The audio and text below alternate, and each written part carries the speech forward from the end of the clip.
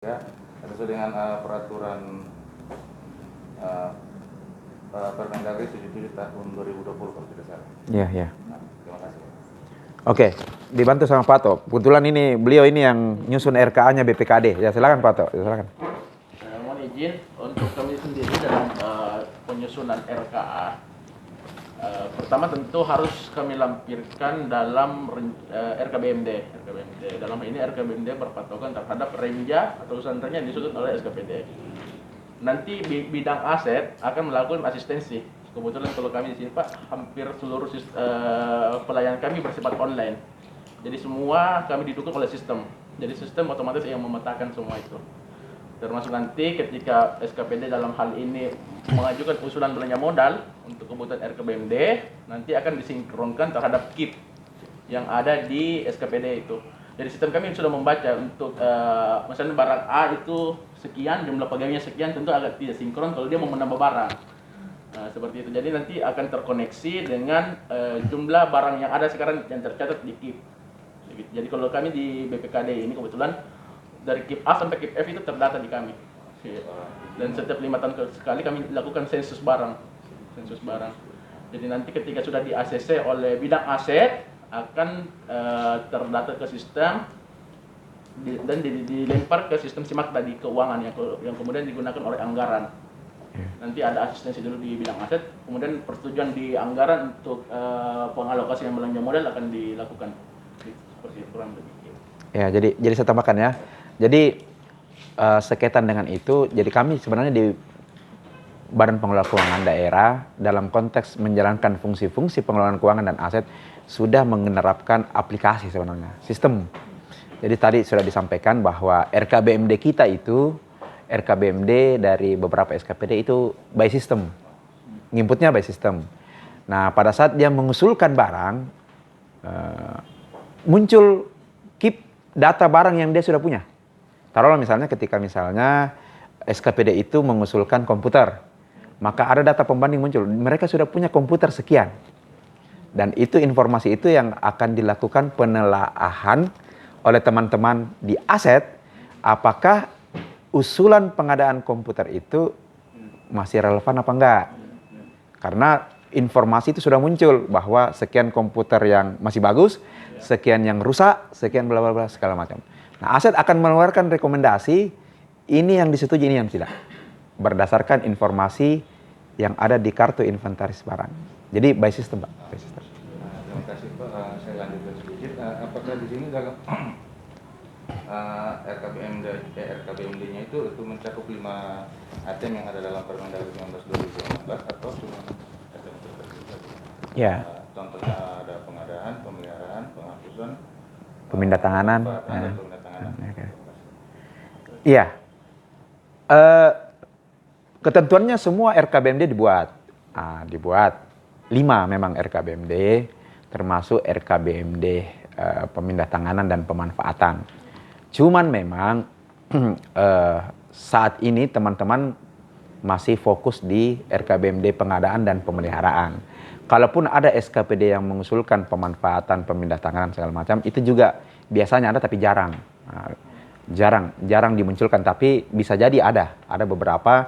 Taruhlah misalnya ketika mereka mempunyai aset yang memang dalam konteks perencanaan tahun depan akan dilakukan pemindatanganan, entah itu dihibahkan atau dijual, itu biasanya diusulkan juga.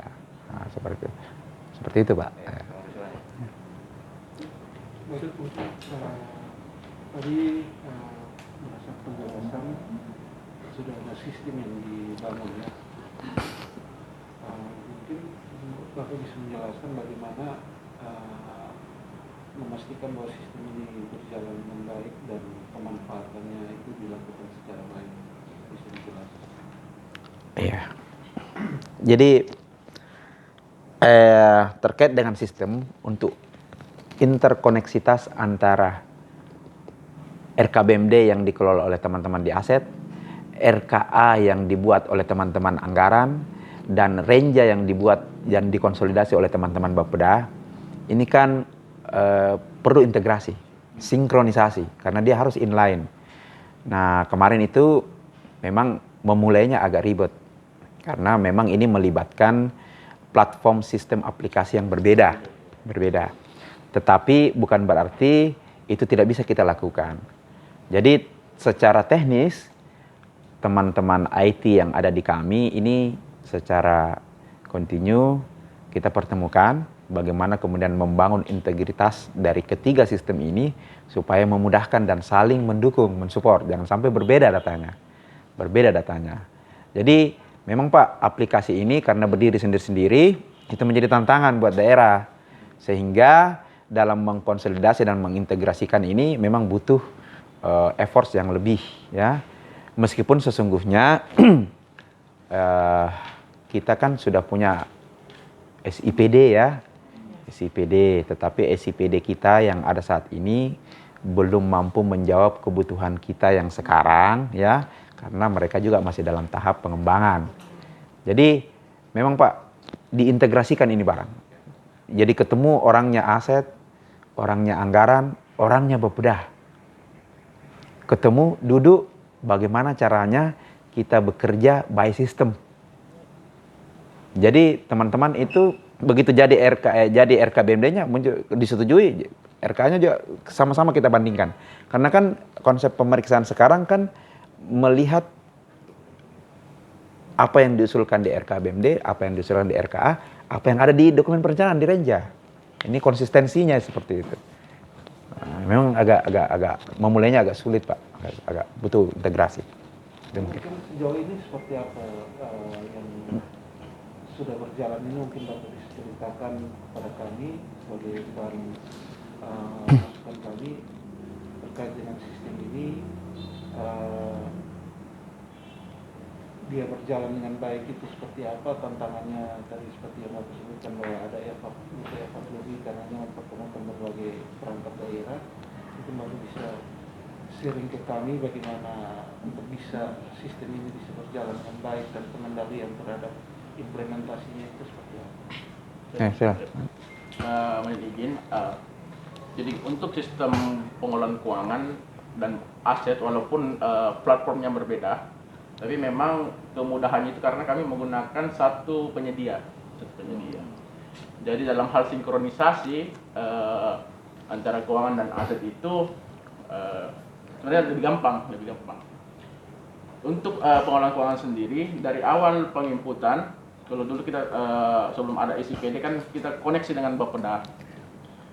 Itu akan inline sampai ke akuntansi laporan keuangan. Itu sudah menjadi satu Pak, satu. Begitu misalnya anggaran sudah menetapkan APBD, kan datanya itu sudah bisa digunakan oleh perbendaharaan dalam penatausahaan. Begitu juga akuntansi, ketika sudah ada penatausahaan, akuntansi sudah bisa buat pelaporan maupun pertanggungjawabannya. Begitupun untuk aset dalam hal menyusun neraca. Jadi neraca itu kami setiap tahun melakukan rekon. Cuma untuk memastikan inputan yang ada di sistem itu sudah sesuai dengan keadaan sebenarnya. Jadi kita selalu melakukan rekon. Minimal kita lakukan rekon itu 2 kali dalam setahun. Pada saat penjualan neraca dan pada saat pertengahan tahun. Seperti itu. Jadi untuk menjamin konsistensinya kami buat rekonsiliasi setiap SKPD di perbendaharaan, di akuntansi maupun di aset. Untuk sistem sendiri Pak, kalau di aset itu bahkan kami sampai barang persediaan itu termonitor. Jadi misalnya kita beli ATK, begitu cair misalnya di penatausahaan sudah cair, sekian ATK yang dibeli itu akan masuk menjadi barang persediaan di aset.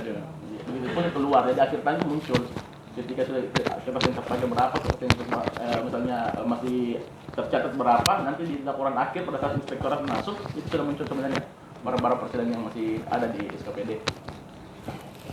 Termasuk kami untuk tahun ini sudah mensinkronkan data aset kami ke BKD. Jadi ketika ada mutasi dan ada pejabat yang masih memiliki sangkutan terhadap barang milik daerah, itu dia akan diproses. Jadi di BKD sudah terwarning dia. Misalnya mau pensiun, masih ada sangkutan mobil dinas atau laptop, akan terwarning di BKD. Dan SKP pensiun tidak akan terbit sebelum itu. SKPP-nya enggak. Ya, SKPP-nya tidak akan terbit. Kemarin juga kita sudah lakukan itu dengan Ya. kalau untuk penatausahaan apakah sudah menganut Permendagri 47 tahun 2021 Apa itu? penatausahaan aset? Oh ya, Permendagri 47 ini kan penyempurnaan dari Permen 19 ya. Ya, ya jadi sebenarnya kami dengan konsep Permendagri 19, kami sudah menetapkan Perda nomor 7, Perda nomor 7. Tapi kiblatnya adalah di Permen 19.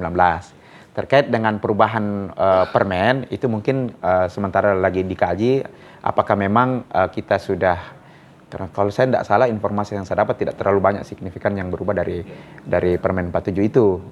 Artinya sepanjang itu tidak secara teknis berpengaruh di Perda kita ya mungkin tidak, seperti itu. Terkait Permendagri 47 itu ada perubahan dalam penyampaian laporan. Ya. Karena dulu kan laporan ini disampaikan semester sama akhir tahun. Tapi dengan keluarnya Permendagri 47, laporan itu disampaikan bulanan. Laporan itu ada banyak. Ada laporan penerimaan perolehan, ada laporan reklas, ada laporan ini koreksi. Nah, apakah itu semua sudah dijalankan atau belum? Iya. Jadi terkait dengan perubahan dari Permendagri 47, saat ini mungkin belum secara total kita berlakukan seperti itu karena memang juga saya lihat karena kami terbiasa dengan sistem mensinkronkan antara aturan dengan sistem ini butuh waktu karena kami terbiasa dengan sistem. Jadi kebiasaan kerja, pola kerja yang kita bangun di BPKAD bagaimana kemudian regulasi yang muncul itu diterjemahkan ke dalam aplikasi dan kita bekerja dengan aplikasi. Nah itu yang sementara mungkin kami juga teman-teman di Aset sementara lagi menggali dan memformulasikan bagaimana kemudian itu masuk ke aplikasi untuk memudahkan supaya tidak, karena kan Makassar ini salah satu visinya kota cerdas, smart city.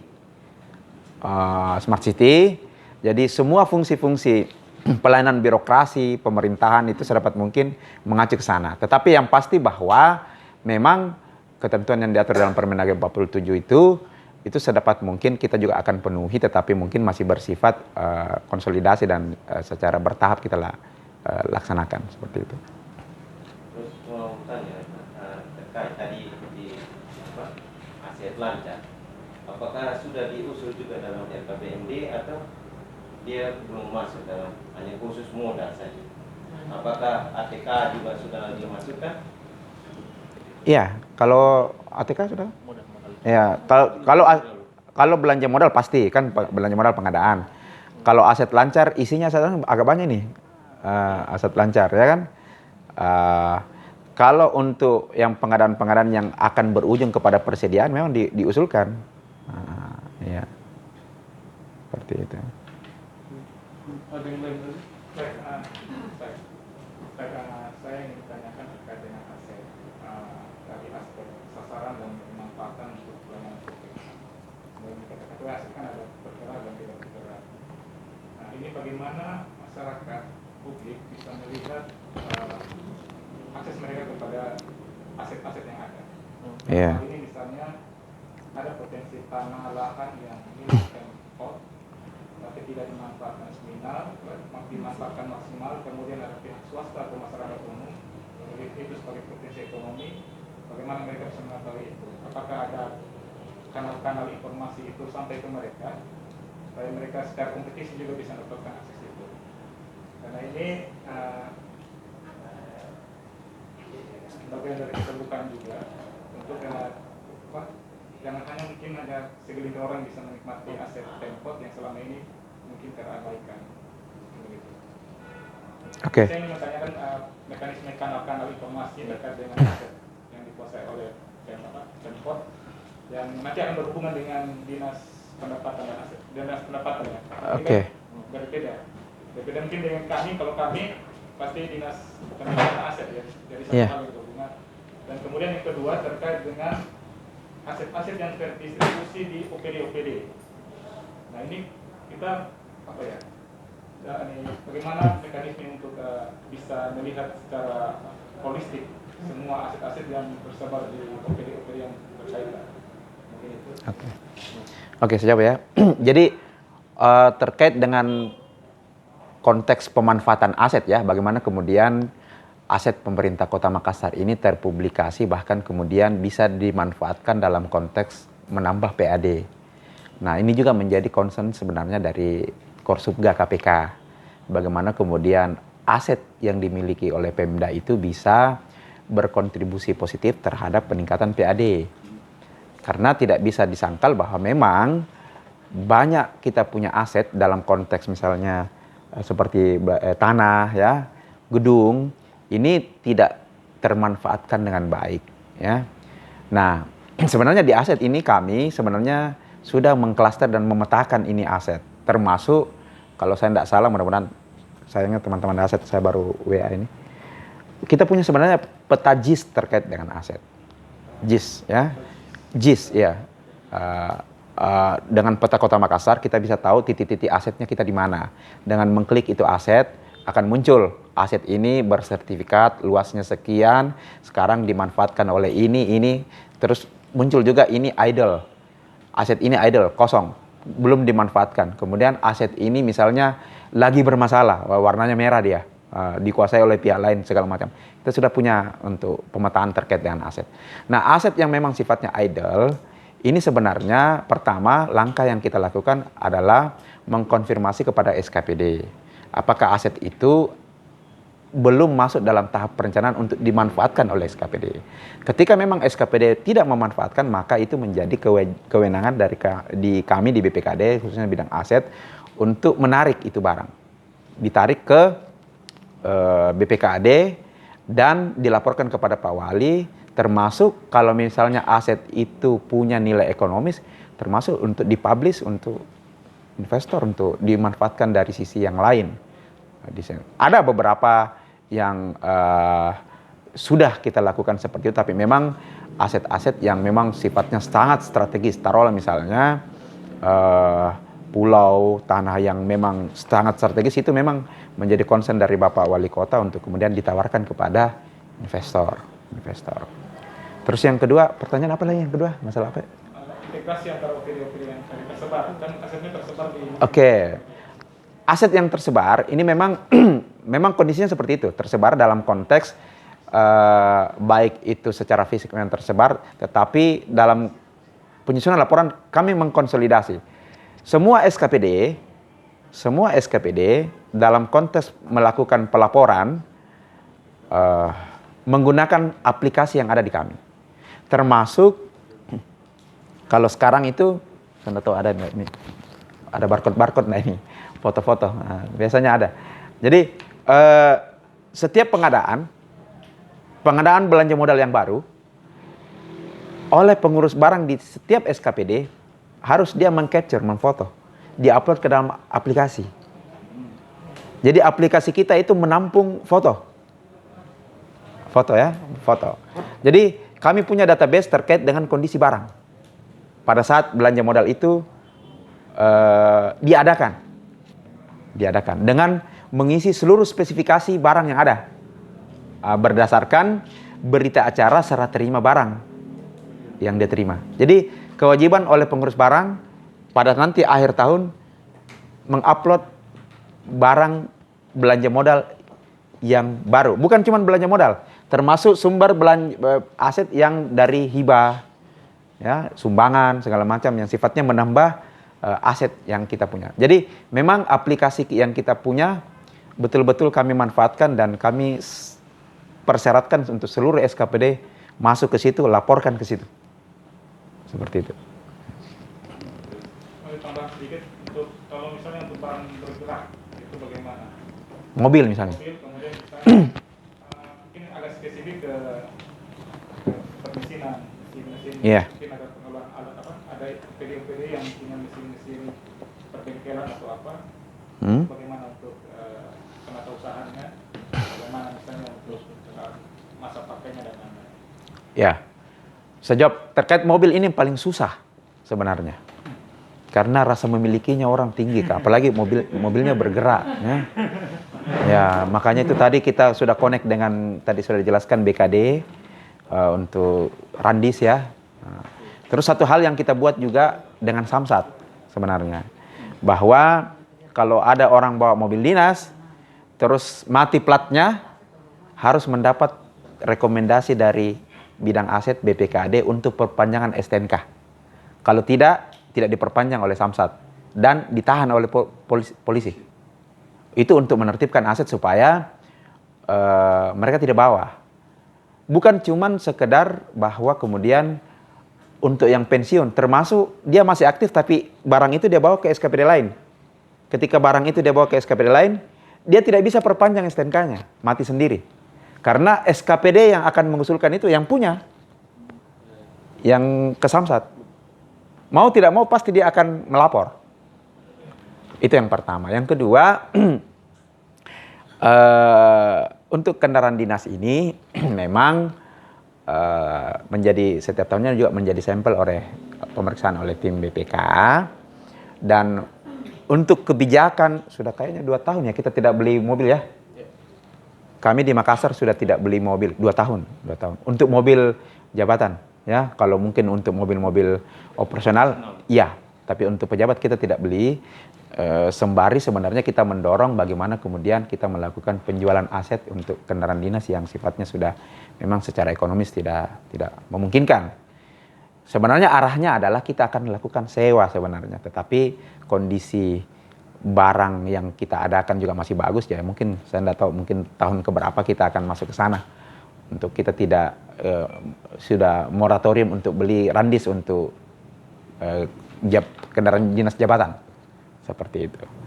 Jadi memang untuk randis ini agak juga ribet, makanya berbagai upaya tadi sudah disampaikan, koordinasi dengan BKD untuk yang sudah pensiun, dengan Samsat untuk perpanjangan STNK-nya. Seperti itu. Untuk Kalau yang barang dinas bergerak lain, mesin-mesin. Iya. Permesinan. Kalau untuk mesin mungkin menjadi kewenangan masing-masing kepala SKPD untuk pengamanannya ya. Untuk pengamanannya, yang pasti mekanisme untuk melakukan sensus, kan ada sensus barang ya 5 tahun sekali. Itu untuk kita mendeteksi apakah barangnya itu masih ada, kondisinya seperti apa ya. Nah, seperti itu Pak. Saya mau tanya, tadi ada setiap barang persediaan itu kan nanti dia terkoneksi, terbaca di sini. Apakah ada SOP-nya? Jadi SOP-nya dibuat langsung oleh Badan Pengelolaan Keuangan dan Aset, atau masing-masing SKPD yang membuat SOP-nya sendiri terkait penyaluran dan penerimaan barang persediaan. Terus yang kedua, terkait aset tetap. Aset tetap ini kan seperti ini di SKPD ini Pak. Iya.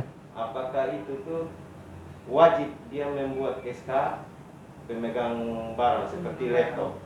Mungkin ada di SKPD si A, si B, si C yang tetapkan tuh ada tidak ini SK pemegang barang? Ya. Terus itu terkoneksi tidak? Ada sistem supaya dari Badan Pengelolaan bisa memantau. Iya. Ya, jawab. Untuk tadi barang persediaan, ketika barang itu cair, misalnya kita sudah melakukan transaksi LS misalnya. LS kan tercatat barang-barang yang akan dibeli, itu akan diinput sama orang-orang keuangan. Item-item ini langsung masuk, misalnya dalam proses pengadaannya kan sudah muncul item-itemnya terkoneksi dan langsung masuk ke sistemnya aset. Jadi dia begitu sudah pencairan akan tercatat di sistemnya aset sebagai barang persediaan. Untuk penata SOP-nya kita kembalikan ke SKPD masing-masing untuk ini. Jadi kami cuma menyediakan sistem. Nah, jadi juga untuk SOP-nya kan tidak menekan juga untuk SKPD masuk. Cuma kalau mau lebih mudahnya masuk ke sistem itu untuk barang persediaan. Ya, untuk tadi pemegang randis ya, pemegang randis tadi itu tercatat. Misalnya saya ini kalau kita buka Simpex saya tercatat ada mobil saya pegang, ada motor saya pegang seperti itu. Jadi di sistem di sebelah itu sudah terkoneksi, tercatat. Ya. Jadi nama pemegangnya itu tercatat by name siapa yang pegang. Di KIP-nya kita itu kalau dibuka lagi lebih detailnya ketahuan ini kendaraan siapa yang pegang sekarang. Nah, ditulis namanya Pak, ditulis namanya. Sudah sistem ya? Iya, by sistem, ditulis namanya. Jadi kalau dia pindah ketahuan nih, Oh ini yang pegang ini barang ini. Ini yang pegang, dia bergerak kemana. Nah, Untuk jadi, SK, kemudian yang ketika SK kan di sini cuma mobil. ya, Mobil. Untuk barang-barang lain cuma serah terima barang ya, dan dibuat oleh pengurus barang. harus barang. Terus penyaluran barang dari SKPD itu apakah pengurus barang wajib membuat berita acara penyaluran atau hanya serahkan-serahkan? Wajib, karena mereka punya aplikasi untuk serah terima barang persediaan. Jadi begitu diterima, kan ada bukti salur ya, salur kepada end user, pengguna. Nah, itu juga menjadi bagian penting dari pelaporan barang persediaan nanti, barang persediaan akhir tahun nanti di ujung pada saat kita diaudit sama inspektorat. Untuk barang BHP, barang persediaan habis ya, harus pakai. Begitu. Ya, kan.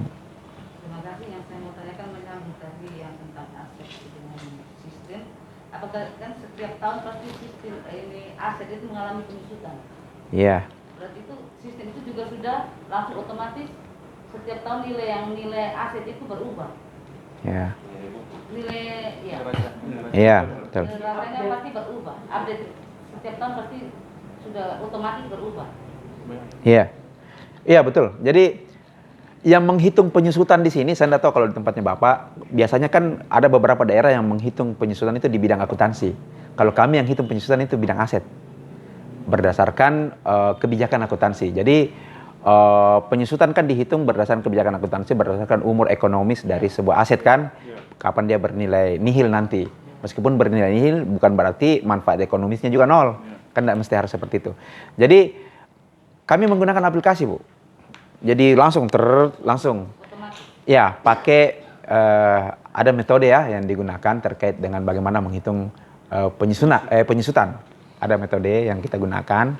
Ini saya juga sudah sampaikan sama teman-teman asing, mudah-mudahan dia bergabung terkait metode yang kita gunakan dalam konteks menyusun penyusutan. Tetapi yang pasti penyusutan yang kami hitung itu kami tidak sulit Bu, karena by system. Jadi kita kalau saya tidak salah, misalnya barang itu dibeli nih by bulan, ya itu menghitung masa manfaat. Masa manfaat kan barang, misalnya kita beli belanja modal, ini silakan. Ini dari aset. Kebetulan saya mencermati dinamikanya, kayaknya pertanyaannya lari-lari ke aset nih. Dari aset, makanya saya panggil teman-teman dari aset. Jadi menghitung penyusutan untuk aset, kita menggunakan sistem ya, kita pakai sistem ya Pak Arnan ya. Sistem aplikasi Simbakda namanya.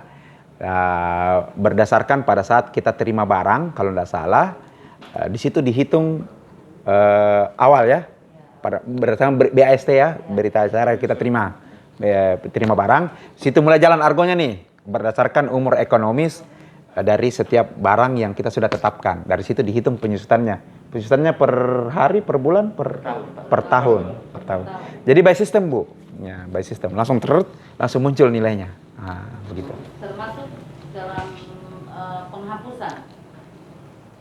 Itu usulan dari OPD-nya, SKPD-nya atau otomatis dari badan keuangan aset yang memutuskan ke tahun sekian ini barang sudah harus dihapus atau menunggu usulan dari perangkat daerah?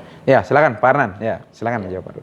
Jadi penghapusan itu kan sebenarnya jelas ketentuannya dalam peraturan pengolahan barang. Jadi dalam aturan itu semua yang namanya penghapusan harus dimulai dari proses usulan, dan yang mengusul ini adalah SKPD daerah. Ya, nanti beberapa dari usulan ini ada yang secara mutlak harus langsung disetujui, karena misalnya akibat dari pemindatanganan, katakanlah ada barang yang sudah kita jual, itu tidak bisa ditolak, harus dihapus karena memang prosesnya jelas.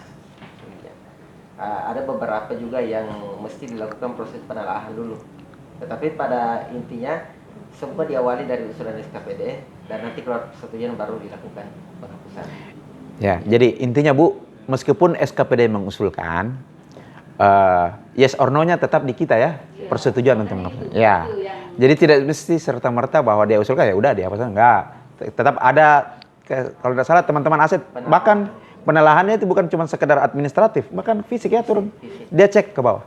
Kan ada di kami punya gaya penghapusan kendaraan dinas, sepanjang tidak ada pengaturan tidak bisa. Oh gitu ya. Iya. Oke. Kalau kami kebijakannya kayaknya kalau memang itu kendaraan dinas sudah memang rusak berat, tidak bisa dimanfaatkan, lebih bagus dihapus atau dijual ya, dijual dulu, terakhir dihapus ya. Dijual dulu. Kalau yang sepanjang tidak bisa, iya. Ini kan ada dari nilai ekonomis memang dia sudah masuk dalam penghapusan. Tadi sementara masih dipakai. Jadi waktu SK penghapusan sudah keluar juga. Oh, kalau kita tidak ya? Bagaimana? Jadi Bu, kalau kita cermati itu aturannya, jelas sekali bahwa penghapusan itu siklus terakhir Bu. Jadi begitu barang sudah tidak ada wujud apa-apanya lagi, berarti pada saat itu harus dihapuskan. Jadi tidak ada proses pemakaian lagi setelah penghapusan. Ya, sederhananya gitu. Artinya barang yang kita punya, kalau sudah meskipun secara umur ekonomi sudah nol, tapi masih bisa dimanfaatkan, kita manfaatkan. Kalau kita tidak mampu manfaatkan, kita bisa geser itu, kasih SKPD yang lain mungkin untuk gunakan. Ya, SKPD yang lain untuk digunakan, dimanfaatkan. Kalau tidak ada juga SKPD yang bisa terima, ya kita jual. Tidak ada juga yang mau terima, ya kita musnahkan. Dibakar, sudah dimusnahkan, baru dihapus. Terakhir, baru dihapus. Mungkin ini Pak, menyangkut penghapusan tadi, itu apakah khususnya yang kendaraan bermotor, apakah ada kerjasama dengan Samsat misalnya, sehingga saat penghapusan itu otomatis nama yang tertera selaku pemilik itu juga langsung otomatis berubah pada sistemnya mungkin? Ya, maksudnya begini Nan. Tadi kan kita jelaskan bahwa semua pemegang kendaraan dinas itu ada namanya tercatat di KIP siapa yang pegang. Tetapi dalam konteks misalnya untuk hubungannya dengan Samsat, tidak terdeteksi itu ke Samsat. Nggak. Karena kan STNK-nya juga atas nama pemerintah kota, bukan atas nama jabatannya, atas nama kita. Seperti itu. Jadi pemegang yang saya maksud tadi adalah hanya pemegang yang ada di KIP. Bahwa ini penanggung jawabnya gitu. Penanggung jawab gitu. Jadi kalau saya tambahkan sedikit Pak, kalau selama ini yang pernah kita lakukan dalam rangka penertiban itu, jadi kalau ada laporan dari SKPD yang mengatakan bahwa kendaraan saya ini dikuasai secara tidak sah oleh pihak lain, maka data ini kemudian kami kerjasama dengan Samsat. Jadi semua yang memegang kendaraan secara tidak sah itu laporannya ada di Samsat. Jadi mereka pada saat mau perpanjangan, dia mengecek masuk tidak di list ini orang. Kalau ada di list, dia minta dulu bikin surat keterangan dari pemerintah kota bahwa kendaraan ini sudah kembali. Jadi ceritanya, jadi otomatis tidak ada pelayanan untuk pembayaran pajak selama tidak ada keterangan dari pemerintah kota. Ya. Terima kasih. Mungkin ada sedikit pertanyaan dari kami.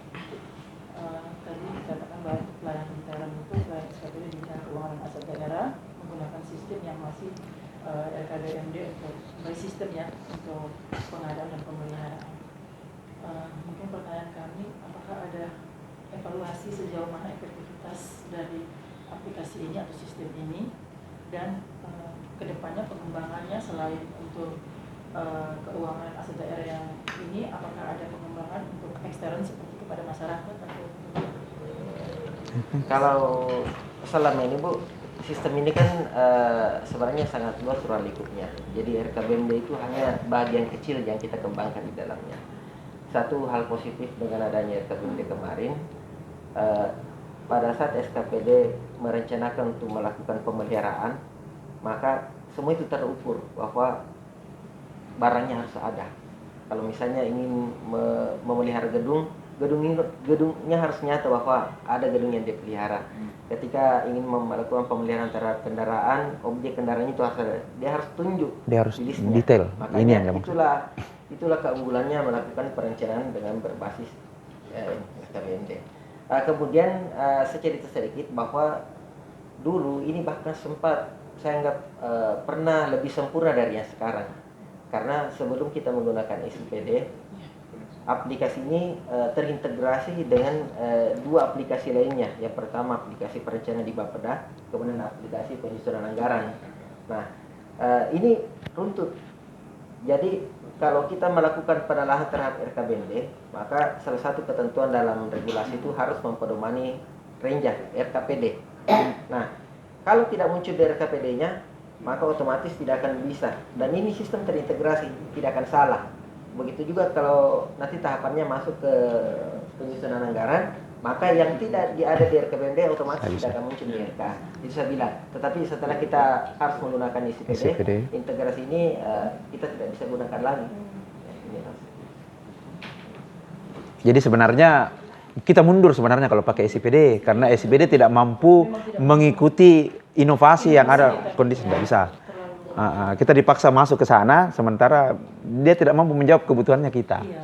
Padahal kami di Makassar, sudah jauh. Terlalu sederhana. Iya, sudah, karena kan kebetulan kami punya vendor pengembang yang kami kembangkan sendiri.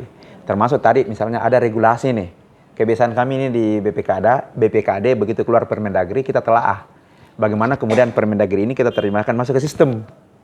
Jadi kita bekerja by sistem. Termasuk dan yang sangat cepat perkembangannya teman-teman di aset. Itu keluar Permendagrinya, kita buat alurnya, langsung buat di sistem. Langsung udah kerja, langsung jadi. Semua format yang di Permendagri langsung kita bikinkan format di sistem. Nah, kan kalau SIPD beda lagi nih, beda lagi kan. Makanya saya bilang dengan SIPD sebenarnya kita mundur. Tapi mau tidak mau ya karena ketentuan ya kita pakai. Makanya kita juga saling backup ini. Tetap juga kita pakai yang sebelumnya, jangan dilepas ya. Gitu. Izin saya tambahkan sedikit. Kemarin kebetulan bulan April tidak salah ada permintaan dari Kemendagri untuk ke sana untuk sistem baru EBMD. Itu saya lihat itu dalam sistem itu tuh penerapan dari Permendagri 47. Tapi apakah di sini sudah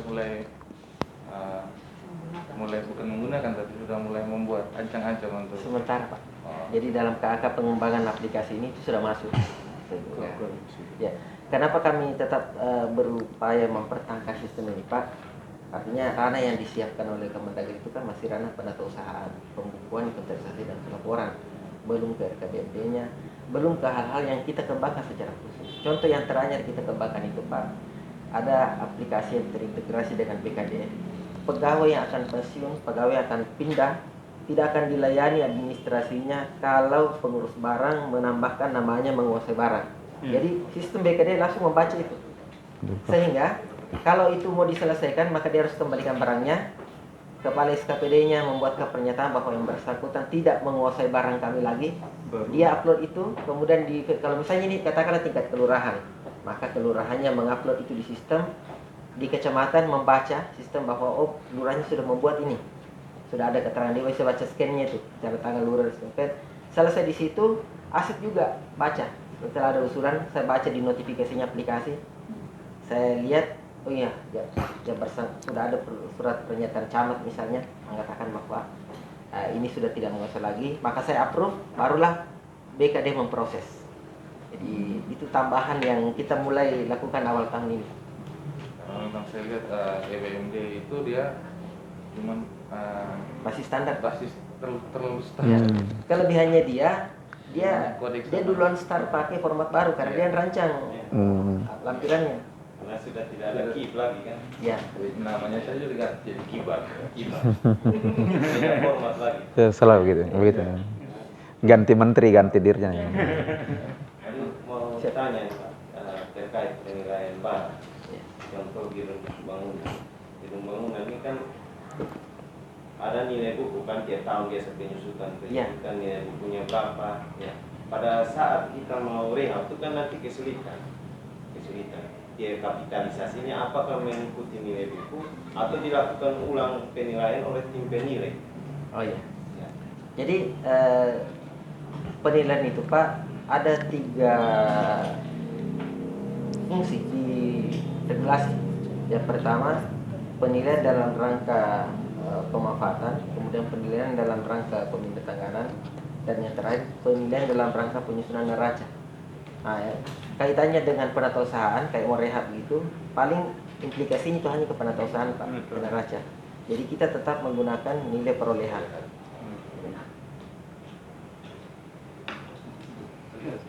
Mungkin saya sedikit terkait dengan aset tanah, bagaimana pengawasan dan pengendalian terhadap aset-aset bermasalah milik Pemkot. Terima kasih. Ya. Ini agak harus dijelaskan ini Pak, karena ini yang membuat kami mungkin di pemerintah kota salah satu, kalau kita bicara pemerintah kota jelas pengawasan dan pengendaliannya di tingkat kemudian, tetapi kita punya kewenangan masing-masing, baik itu dari posisi kita sebagai kepala SKPD misalnya yang memiliki barang, ataukah posisi kita di pengelola BPKD, ataukah kita SKPD teknis punya fungsi-fungsi terkait dengan penertiban. Ya, di kami ada namanya dinas pertanahan. Di dinas pertanahan itu fungsi sebagai tupoksinya adalah salah satunya adalah melakukan pengamanan terhadap aset tanah, kemudian melakukan pengamanan, kemudian penanganan masalah. Nah, itu SKPD yang memberikan fungsi tambahan dalam urusan penanganan masalah tanah. Nah, meskipun demikian, di luar tugas dinas pertanahan ini memang fungsi pengamanan dan pemeliharaan itu ada di masing-masing kepala SKPD, Pak. Nah, jadi memang harus kuat ini dan masing-masing harus tahu posisinya bahwa saya punya kewenangan sampai di mana. Kalau kaitannya dengan BPKD sendiri, fungsi kami terbatas di penata usahanya. Makanya ini tidak bosan kami koordinasikan, Pak. Karena memang pemahaman teman-teman di SKPD belum biasanya kalau mereka mendengar kata aset, Pak, ini pasti di bidang aset, ini pasti BPKD.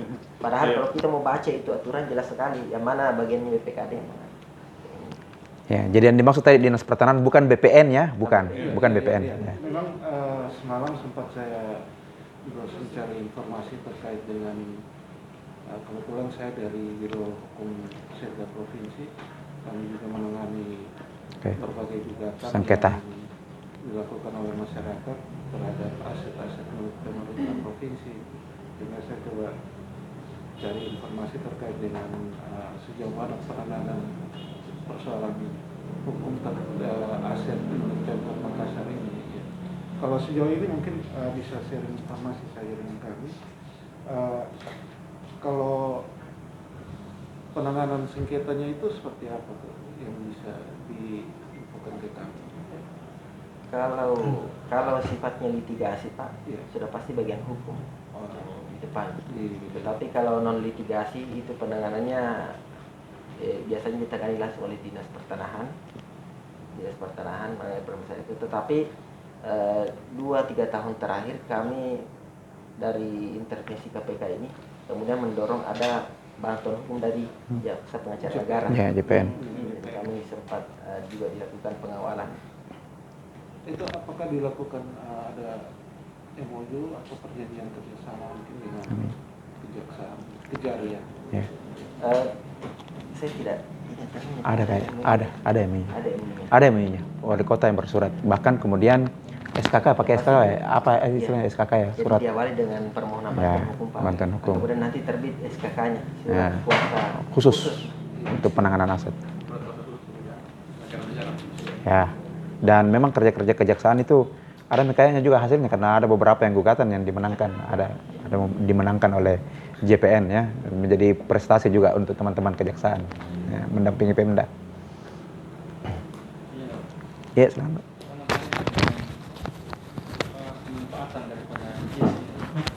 Oh, JIS yang saya maksud. Ya. Ada kita cerita tadi. Ya, saya cerita JIS tadi. Ya, JIS aset. JIS ini, Pak, sebenarnya begini. Di dalam aplikasi itu kita membuat fitur di mana semua tanah yang kita cantumkan, kita daftar sebagai milik BPKD, milik pemerintah kota sebagai kekayaan tanahnya, itu kita berikan fasilitas untuk ditambahkan koordinat. Ya. Jadi nanti kita bisa lihat view-nya terintegrasi dengan Google Map, kelihatan semua titik-titik itu setelah ditambahkan semua koordinat. Jadi sebaran tanah ini dengan mudah kita bisa lihat layout tata letaknya di mana. Jadi kalau misalnya ada orang mau mencari tahu apakah ini tanahnya pemerintah kota, maka cukup membuka mapnya, titiknya di mana, kita bisa lihat oh ini kena sebaran tanah pemerintah kota atau tidak? Muncul informasinya situ, luas, bersertifikat, dikuasai oleh siapa gitu. Ya. Pemetaan, JIS. Ya, JIS. Data aset terkait tanah. Ya, ya. Di situ juga kelihatan mana tanah kita yang idle, belum dimanfaatkan.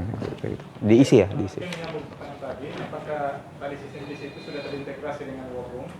Dan kemudian penggunanya siapa saja? Apakah kayak tadi, apakah masyarakat pun bisa akses gitu itu untuk melihat potensi Belum Pak, belum. Belum. Jadi begini Pak, terkait dengan tanah ya, saya mau sampaikan. Tanah ini sebenarnya kayak dua sisi pisau ya, bermata dua dia. Ketika informasinya terlalu terblow up. Maksud saya begini, terkadang orang datang bertanya, ngetes dia, ini ada sertifikatnya apa enggak? Jadi kita juga hati-hati untuk mengeluarkan informasi terkait dengan aset. Tetapi yang pasti, di tahun 2018 kita pernah melakukan apa itu yang appraisal semua itu aset ya, penilaian semua tanah kita ukur semua, hasilnya kita publish di koran.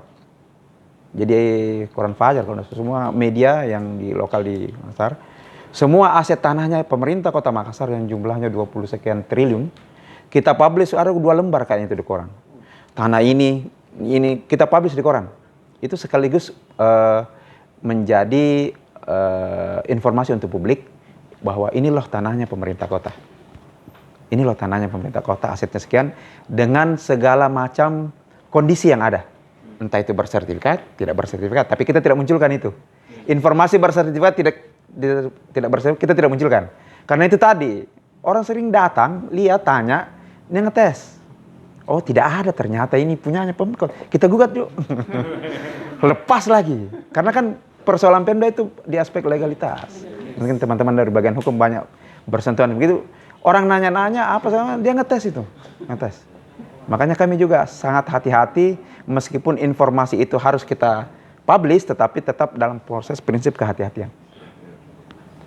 Ya. Mungkin saya sampaikan terkait dengan penanganan aset ini. Mungkin ada sebuah wadah yang dibuat oleh Pemkot Makassar terkait dengan meminimalisir terjadinya okupasi atau mungkin memberikan pencerahan kepada perangkat daerah bagaimana pemanfaatan aset dan pengelolaannya seperti apa. Mungkin Kalau sejauh ini Pak, yang rutin kita lakukan adalah setiap 2 kali setahun kita lakukan semacam pelatihan. Jadi semua diundang bahkan sampai ke tingkat unit kerja. Ya kita lakukan penguatan adalah pada pengurus barangnya. Dan itu komprehensif, bukan hanya bukan hanya terkait dengan sosialisasi bahwa ini harus diamankan atau tidak. Semua ruang lingkup pengelolaan BMD kita masukkan di dalamnya. Termasuk konsolidasi laporan keuangan, bagaimana memastikan penyusunan ini sesuai dengan standar akuntansi. Semua kena di situ Pak. Termasuk ruang lingkup upaya pengamanan para daerah. Ya, saya tambahkan mungkin ya, terkait dengan aset, termasuk kami punya Pak Wali Kota ini sangat concern sekali masalah aset. Bahkan beliau menginisiasi untuk pembentukan pansus untuk aset, pemburu aset di DPR nih Pak, di DPR. Terus dibentuk juga timnya di birokrasi, tim pemburu aset untuk menginventarisir dan memang menggali informasi aset-aset pemerintah kota yang kita kuasai. Tetapi memang lagi-lagi bahwa kendalanya adalah di aspek pembuktian, bahwa yang lemah dari Pemda itu ya kepemilikan, dokumen kepemilikan seperti itu. Bisa jadi kita kuasai secara fisik tetapi secara hukum enggak. Nah ini makanya memang kalau kita bicara tanah ya, apalagi Makassar luar biasa, harga tanah di sini luar biasa. Makanya mafianya luar biasa juga. Makanya Pak Wali Kota itu membentuk pansus dan membentuk tim pemburu aset, ya kerja-kerja mafia, ya kita juga bikin kerja-kerja mafia dengan tentu mengoptimalkan koordinasi dengan JPN tadi sudah disampaikan ya. Timnya ada, lintas, termasuk dengan pihak kepolisian. Ya, seperti itu.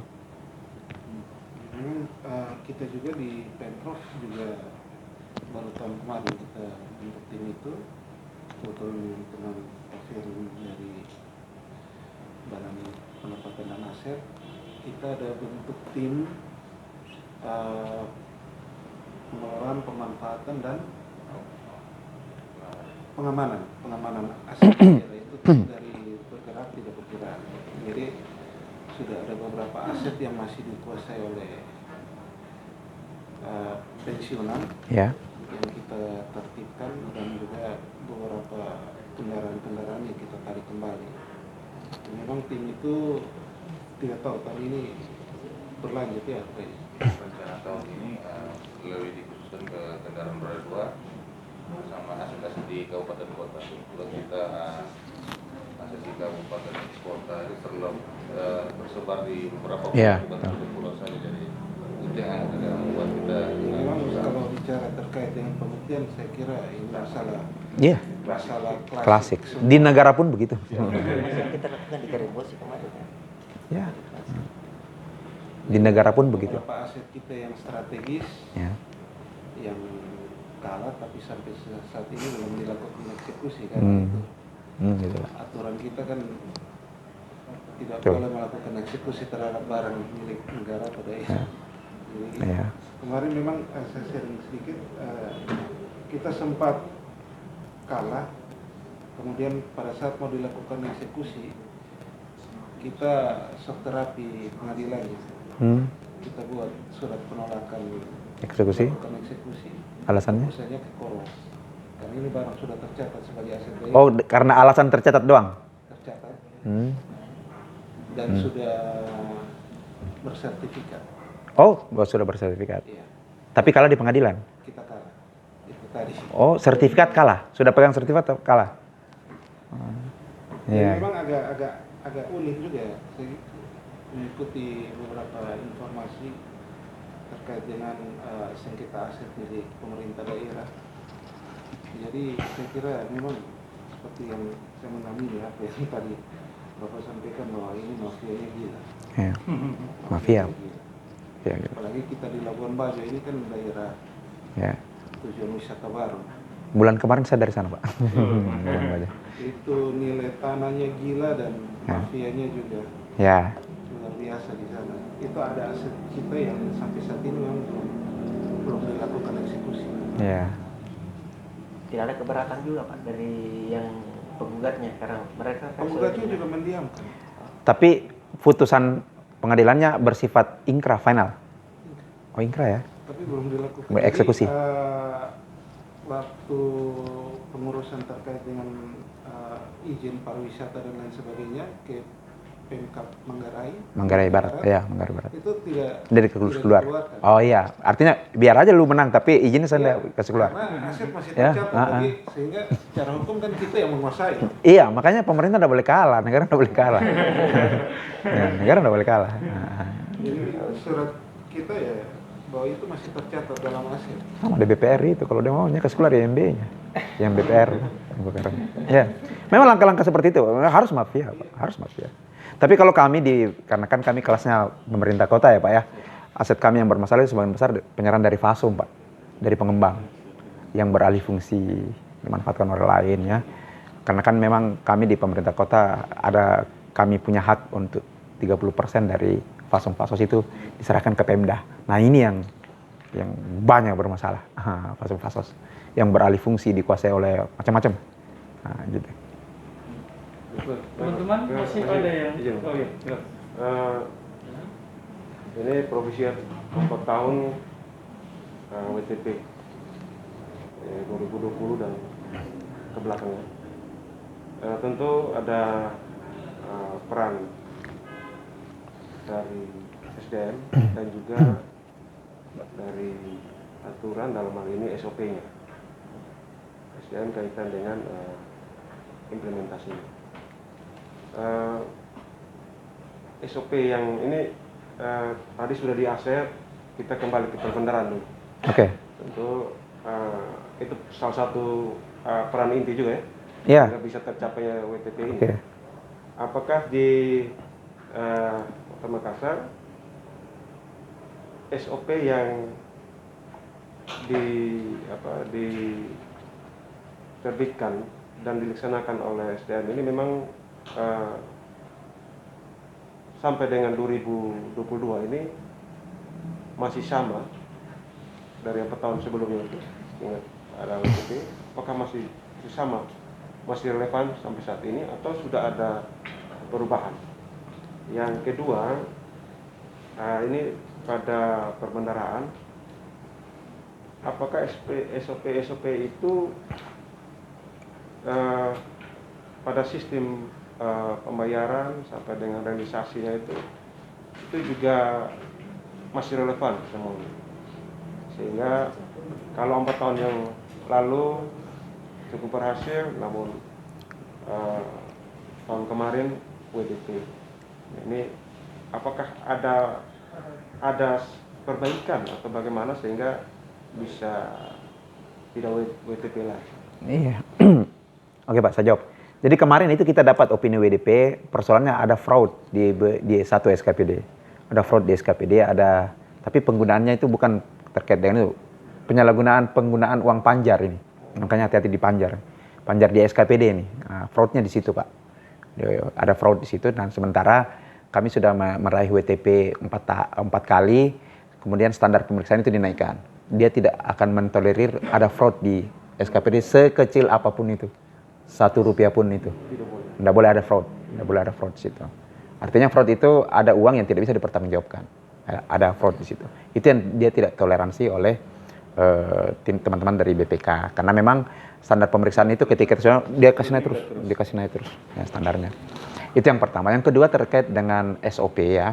Yang pasti bahwa mencermati dinamika regulasi pengelolaan keuangan sudah terbit PP 12 ya, Permendagri 77 tahun 2020, dan saat ini kami di BPKAD sebenarnya masih menunggu pengesahan dari DPR ya untuk Perda pengelolaan keuangan daerah.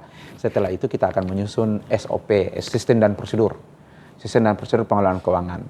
Terkait dengan SOP yang ada saat ini, kombinasi Pak dari keduanya. Yang pertama, kita masih memanfaatkan SOP yang sebelumnya sudah pernah ada sepanjang tidak bertentangan dengan aturan yang baru.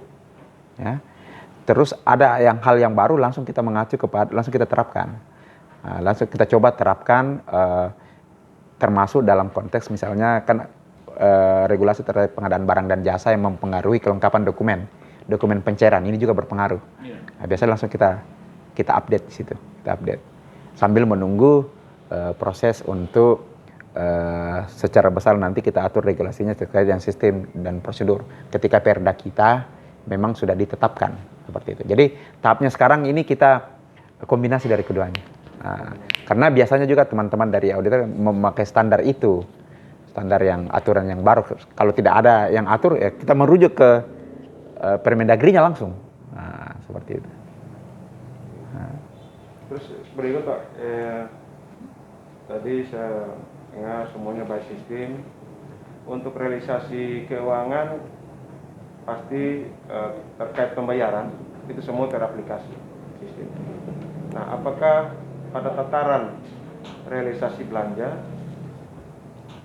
juga terdigitalisasi? Dalam hal ini pengarsipannya SPJ realisasi belanja itu apakah juga terdigitalisasi? Ini dalam rangka untuk menunjang kelancaran koordinasi terkait dengan evaluasi kinerja ketika nanti kita katakanlah evaluasi kinerja oleh inspektorat itu, karena sudah terdigitalisasi maka dokumen-dokumen yang ada itu sudah tersimpan rapi, aman, lengkap, sehingga pada saat dievaluasi itu kita langsung katakanlah mengirimkan soft copy-nya, diverifikasi, sehingga perlu untuk diklarifikasi baru tinggal ini untuk kelancaran dan kemudahan. Yang kedua pasti SPIP juga dilaksanakan. SPIP ini prosesnya juga luar biasa, memakan waktu, tenaga. Sehingga kalau misalnya sudah terdigitalisasi maka pasti proses SPIP pengendalian ini juga bisa lancar. Nah, ini mohon petunjuk bagaimana pengendalian dan pengawasan. Pak. izin untuk kami mengarsipkan untuk secara fisik, karena kan kami punya kebijakan di sini, jadi kebetulan untuk kami Kota Makassar, Pak, uang UP di SKPD itu lumayan tinggi. Jadi paling rendah UP yang ada di SKPD 300 juta. Sehingga transaksi 50 juta ke bawah itu cukup di SKPD saja, tidak usah dikirim ke BPKAD seperti itu. Kecuali yang sifatnya belanja modal, itu tetap harus masuk ke BPKAD. Untuk kami sendiri, untuk arsip yang sifatnya fisik, kami kerjasama dengan penyedia gudang arsip yang menangani perbankan, termasuk semua SP2D yang terbit di kami, itu kami punya gudang sendiri di pihak ketiga kan. Kebetulan pihaknya itu profesional dan menangani pihak perbankan, jadi untuk arsip-arsip itu kami fisiknya ada di gudang. Yang kedua, untuk secara digitalisasi setiap pencairan kami di keuangan itu men-scan. Kebetulan tahun 2019 nggak salah, Inspektorat menerbitkan sistem yang namanya e-audit, sehingga SKPD diwajibkan untuk men-scan semua dokumen-dokumen pencairannya. Dengan adanya e-audit kemarin, maka auditor itu tidak perlu lagi ke SKPD, Pak. Cukup buka di aplikasi. Betul. Iya. Cukup buka di aplikasi. Itu yang terdampak di 2020 kemarin ketika pandemi. Jadi auditor tidak turun lagi ke SKPD, cukup buka di sistem dokumen-dokumen pencairannya. Iya. Seperti itu. Seperti itu untuk arsip sendiri. Iya. Terima kasih. Ya, silakan Pak. Silakan Pak. Saya mau bertanya tentang best practice daripada pelayanan publik. Daripada? Pelayanan publik. Oke. Jenis pelayanan publik di BPKAD itu apa saja, Pak? Ya. Jadi ceritanya begini. Tadi saya sudah sampaikan bahwa pelayanan kami sebenarnya secara makro itu kami melayani secara internal. Kalau mau dikaitkan dengan layanan publik, kami punya aplikasi sebenarnya namanya DP, Cek DPeta. Cek DPeta ini. DP ini mirip-mirip nama wali kota kita ini, Dani Pomanto ya. DP apa sih? Dokumen pencairan, ya. Cek DPeta. Jadi, ya, aplikasi Cek DPeta. Cuman tidak nyala. Ada di depan ruangan kami itu ada besar layar. Itu sebenarnya untuk mengkonfirmasi. Jadi itu rekanan tidak pernah datang ke sini tanya udah cair apa enggak. Dia cuma cek di situ, oh sudah cair saya punya anggaran. Tidak perlu tiap hari dia telepon kita, dia cek di sini gimana berkas saya sudah sampai di mana. Cukup dengan mengakses aplikasi Cek DPeta, dia sudah tahu oh berkas saya sudah di Bank Sulselbar. Oh saya sudah di sini, oh sudah cair, ada notifikasi masuk. Nah ini bentuk layanan publik yang menyasar kepada pihak ketiga rekanan. Terkait dengan kepastian apakah mereka sudah dibayarkan apa enggak. Ada enggak kekurangan dokumen yang masih dibutuhkan apa enggak. Nah, ini aplikasi Cek DPeta. Karena kami cukup kelimpungan ketika kami diserbu ini. Di semua akhir tahun tanya, udah cair apa enggak? Oh biasa berjajar sini. Nah, ya makanya kita pakai aplikasi itu, Cek DPeta namanya. Itu bentuk layanan yang kami publish, supaya pihak ketiga rekanan tidak perlu telepon kami, tanya kami, dan bisa dia cek apanya yang kurang daripada dokumennya. Makanya lorongnya disuruh ke lorong enggak. Nah gitu Pak. Ini Cek DPeta ini juga, izin Cek DPeta ini juga bagian daripada proyek perubahan dari seorang kepala bidang. Cek DPeta itu hasil dari proyek perubahan. Tapi untuk eselon 3, Kabid Perbendaharaan yang buat. Audit juga dari kepala inspektorat. Ya, gitu. Berangkat dari masalah kan, masalah dari tekanannya Kabid Perben ini selalu ditelepon, diteror. Kemana, kenapa belum cair, apa yang kurang, Bang? Dia bikin itu, Cek DPeta namanya. Jadi proyek perubahan itu. Termasuk JIS juga proyek perubahan. Jadi banyak proyek perubahan. Ya dari kami inilah yang sudah bikin. Berapa aplikasi yang diterapkan dalam banyak Pak. Internal sendiri ada SIM Honor, SOS, ya. Terus SIM Makda untuk aset, terus secara umum SIM Makda untuk keuangan. Terus kalau ada lagi anak-anaknya itu anak-anaknya Cek DPeta, Siadinda, anak-anak semua lagi beranak cucu lagi sistemnya. Jadi kami di Kota Makassar ini terbiasa dengan inovasi dengan aplikasi. Bahkan diperlombakan setiap SKPD, Pak Wali Kota paling suka inovasi. Makanya kita dapat tadi di rumah IGA kan. bisa dapat dia punya alur mekanismenya. Nanti kami coba carikan untuk terkait dengan SOP. Cuman SOP yang mana ini? Inovasi yang mana nih? Aplikasi yang mana? Kalau bisa yang di perbendaharaan juga. Ya, mungkin Yang paling unggulan. Yang pertama, saya mau sampaikan tadi sudah disampaikan beberapa aplikasi kan. Yang pasti tahun ini 2. Jadi setiap tahun kita punya aplikasi inovasi, Pak. Kami di Pak Wali Kota itu selalu kasih bersaing SKPD. Apa inovasinya lagi? Apa inovasinya lagi? Yang memudahkan pelayanan. Jadi tahun ini kita punya Sambalu namanya. Sambalu. Kalau bahasa Makassar ini Sambalu pelanggan. Sambalu ini adalah aplikasi yang akan memudahkan bendahara pengeluaran di tingkat SKPD memindah bukukan transaksinya ke Bank Sulselbar. Makanya tadi ada pelimpahan kewenangan kan untuk transaksi 50 juta ke bawah, tidak perlu ke sini, kepala SKPD yang tanda tangan, Pak. Terus pindah sendiri uangnya, langsung bendahara yang pindahin ini ke bank ke pihak ketiga. Ya, itu pakai sistem Sambalu namanya, pelanggan. Yang kedua yang dikembangkan oleh Aset, yang tadi yang koneksi dengan BKD, bahkan sudah jalan itu, sudah jalan. Kalau Sambalu ini besok kayaknya kita testing untuk simulasi, dan kami jadi setiap aplikasi yang kita mau launching keluar, kami terapkan dulu di sini untuk trial errornya.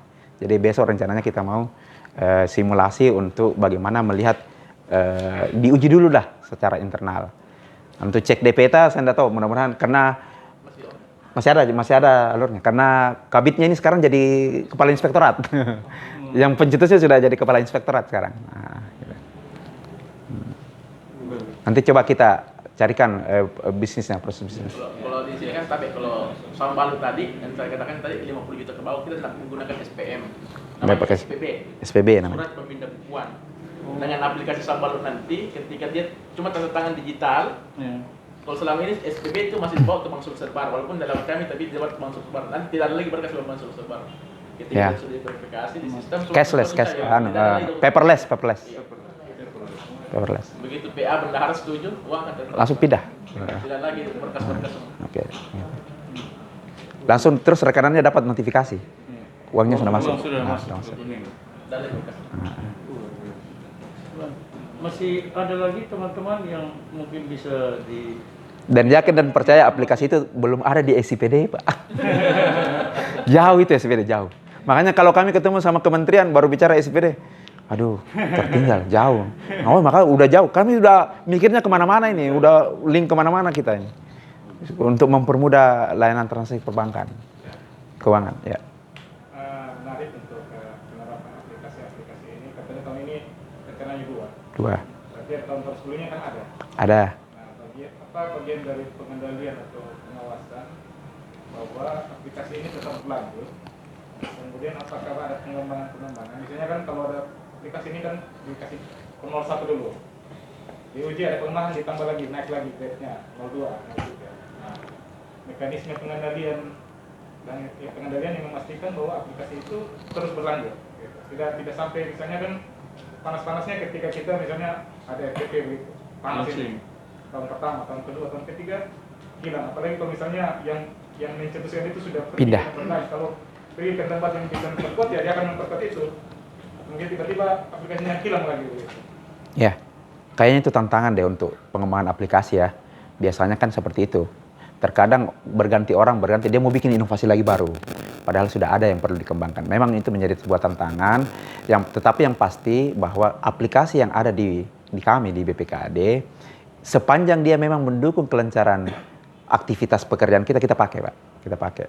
Bahkan memang meskipun sebenarnya pada saat dia sudah tahun kedua, tahun ketiga mungkin pengembangannya sudah tidak ada lagi kita kembangkan, tetapi tetap kita pakai. Bahkan bisa jadi dia jadi backup. Jadi backup untuk informasi data dan segala macam. Karena aplikasi yang meskipun namanya beda-beda, Pak, tapi ini terinterkoneksi ya, terintegrasi, Pak. Jadi dia link kepada, kami punya aplikasi besarnya namanya Simakda ya. Simakda untuk keuangan. Makanya kami cuma punya pengembangnya sebenarnya satu pengembang, tapi namanya aplikasi beda-beda. Jadi dia masuk kemana, dan dia juga mau keluar, dia kasih juga keluar. Seperti itu. Nah, jadi dia tetap ada ini aplikasi. Dia menjadi supporting. Termasuk tadi sudah disampaikan ada namanya SIM Honor. Jadi semua honor itu kalau kita mau terima honor pakai aplikasi itu. Sudah terpotong pajaknya dan segala macam ya. Termasuk ya audit itu pengembangan dari kita. Jadi setiap aplikasi yang mau dikembangkan ya ada dia merujuk kepada aplikasi yang besarnya kita pakai Simakda. Jadi Cucu anggaran yang didukung ada. kalau penganggaran iya, dan bukan cuma penganggaran, termasuk pendampingan. Jadi IT konsultannya berkantor sama-sama kami. Jadi kami meskipun SIPD, jadi SIPD itu kita pakai dalam konteks perencanaan dan penganggaran saja. Tapi dalam proses penata usahaan enggak. Ada IT-nya. Kami pakai Simakda itu. Dengan IT-nya berkantor di sini. Di aset juga ada. Setiap hari. Setiap bidang. Setiap aplikasi. Kalau masalah keuangan ada konsultannya. Ya. Masalah aset ada juga konsultannya. Tapi ini sebenarnya satu. Semuanya satu aplikasi. Satu tersebar. Satu vendor. Vendor tersebar ke masing-masing ya. Iya. Bidang. Tapi yang ketiganya. Pihak ketiganya satu. Ya, yang kelola aset juga dia. Tapi namanya beda loh. Aplikasinya beda. Vendor itu lelang ya. Pertamanya dilelang. Sekarang enggak lagi, karena kan dia punya hak paten. Enggak lagi. Hak cipta. Karena memang aplikasi ini sudah lama kami pakai. Jadi untuk kami berpindah ke SIPD sebenarnya kami berat sekali. Berat sekali pindah karena sudah banyak pemikiran, ide yang tercurah masuk ke situ, terproses terus pengembangannya. Kan setiap tahun itu kalau di tahun awal tahun kami undang konsultannya, kita mau bikin inilah, inovasi inilah tahun depan, ini. Mereka punya ide, mereka eksekusi. Iya, dia eksekusi. Jadi saya mau gini, yuk bikin. Kayak orang desain gitu. Iya. Gitu. Betul. Jadi ini Yang umum dia desain. Iya. Dia menerjemahkan itu keinginan kita ke dalam aplikasi. Berarti harus kuat di anggaran juga. Oh ya, pendampingan juga ya. Adminnya diambil dari PNS atau dari Enggak, pihak ketiga. Programmer. Di semua SKPD ada itu atau Pendamping juga di SKPD ada. Pendamping di SKPD juga ada. Dia punya supervisor untuk ke SKPD. Kalau ada bermasalah itu dia turun ke bawah. Kalau tidak bermasalah dia kantornya di sini. Dia pegang super admin itu di sini. Enggak, di sini pusatnya. Jadi gitu. Kalau SPD kan nggak bisa kita ngapa-ngapain. Kalau ini aplikasi kita. Iya. SPD ya Kemendagri. di SKPD mau kembangkan aplikasi juga harus. Oh nggak bisa, dia harus ke kita. Karena dia template dari kami, you pakai ini. Nah ini menarik Pak. Ketika ada ide gagasan baru untuk pelancaran, apakah nanti ditunjang juga dengan kebijakan, maksudnya didukung dengan aturan? Iya. Perwali Iya. Bahkan biasanya kan contoh misalnya keluar Permendagri 19 ya terkait dengan aset barang ya. Kan banyak ada beberapa lampiran tuh. Kan belum ada aplikasinya. Kami udah bikin. Langsung kami action. Begitu keluar Permendagri ada tabel begini, kita baca alurnya, iya. Suruh baca. Bikinkan saya gini. Bikinkan saya ini sesuai dengan Permendagri ini. Dia buatlah flowchartnya apa segala macam. Langsung jalan itu barang. Jadi kalau diminta sama. Tapi kami pakai aplikasi, kami selalu langsung action. Nah, itu bedanya kalau kita punya vendor. Kita bisa berkreasi. Bahkan kemudian tim konsultan kita ini, entah itu di aset atau di keuangan, di kontraknya itu kita persyaratkan dia harus dampingi kita sampai dengan pemeriksaan BPK. Pada saat laporan keuangan yang hasil daripada aplikasi itu, dia harus dampingi. Bahkan dia format-format permintaan BPK, data-data, dia siapkan 24 jam. Jadi kalau ada permintaan BPK, saya mau minta misalnya honornya ini atau belanja ini, tar, langsung ini filenya. Kasih dari aplikasi itu. Ya seringkali maksudnya Pak, BPK dia minta format yang tidak disediakan oleh sistem. Ya, dia cuma mau ini, Ini saja kerjakan. Ya, dia termasuk itu yang dia kerjakan. Dia dampingi kita. Itu semua diatur di kontrak ya? Ya, dikatakan. Karena biasa gini kan, karakter SDM lah. Merasa dibutuhkan pada saat misalnya kita saat sudah memang butuh nih, dia ogahan lah. Iya. Apakah itu juga terjadi? Tidak ya?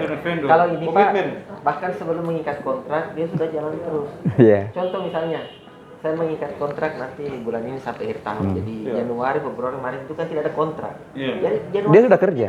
Dia udah terus. karena mereka sudah Sehari sudah. ya, dia sudah percaya bahwa kita akan lanjut. Nah, karena saja tahun 2004 lah. Jadi sudah mitra. Iya. Keluarga. Udah banyak gagasan dari pendahulu-pendahulu kami yang membentuk itu sistem. Bahkan kemudian kan dia juga vendor, dia juga dampingi beberapa daerah. Terkadang konsep kita, pemikiran kita yang diduplikasi, direplikasi sama daerah lain dia pakai. Terus saya bilang harusnya kau bayar sama kita ini. Kan kita setengah mati mikirnya ini. Termasuk provinsi Sumsel. Idenya yang mahal, Pak. Ide. Ide mahal betul. Ide itu mahal. Oh, ide itu mahal. Orang yang survive di dunia terbang yang punya ide. Kan dia sudah atur dari apa terkait permintaan barang itu di SKPD. Ada nota permintaan barang, terus ada surat permintaan barang, terus ada surat perintah penyaluran barang. Apakah sudah terkoneksi dengan nanti pencairan itu apa pencairan dana terkait pembelian persediaan atau belum? Contoh saya di bidang ini mau minta barang, saya buatkan nota permintaan barang ke pengurus barang. Dari situ pengurus barang keluarkan surat permintaan barang kepada pengguna barang atau kuasa pengguna barang. Dari situ kan kuasa pengguna barang atau pengguna barang mengeluarkan surat perintah penyaluran barang.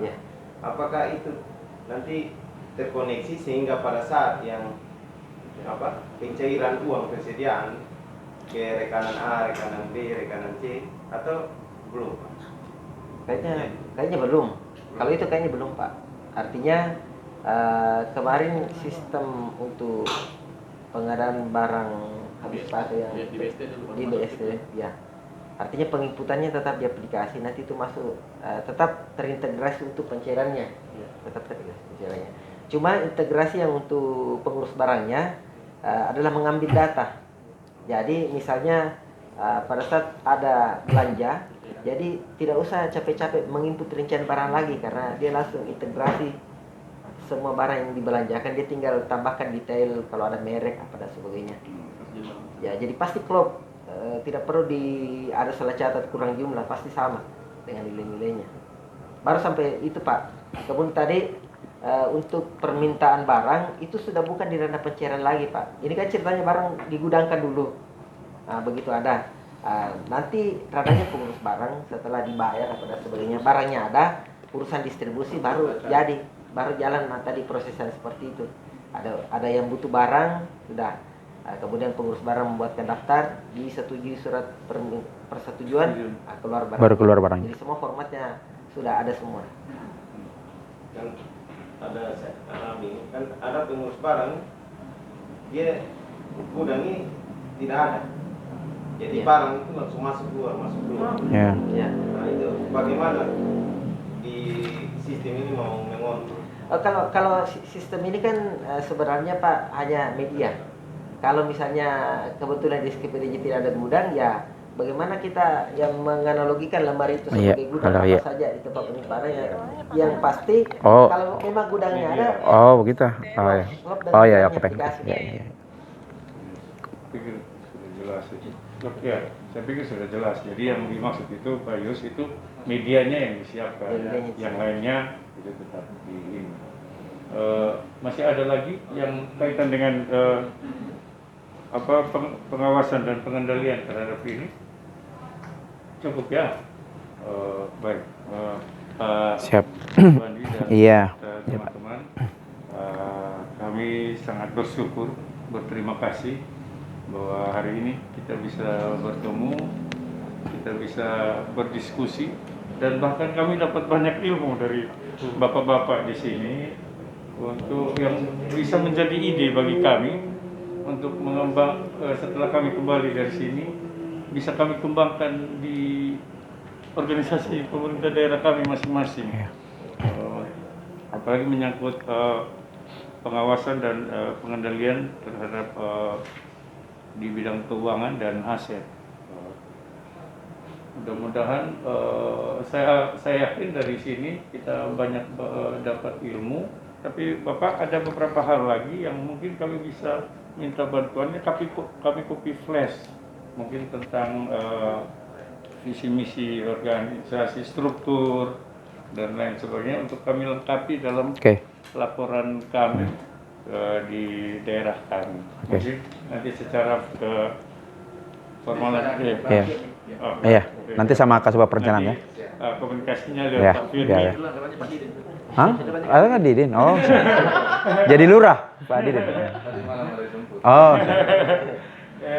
Selamat sekali lagi, terima kasih yang tak terhingga buat Pak Iswadi dan teman-teman di sini. Ini hal luar biasa ilmu yang kami dapat pada hari ini.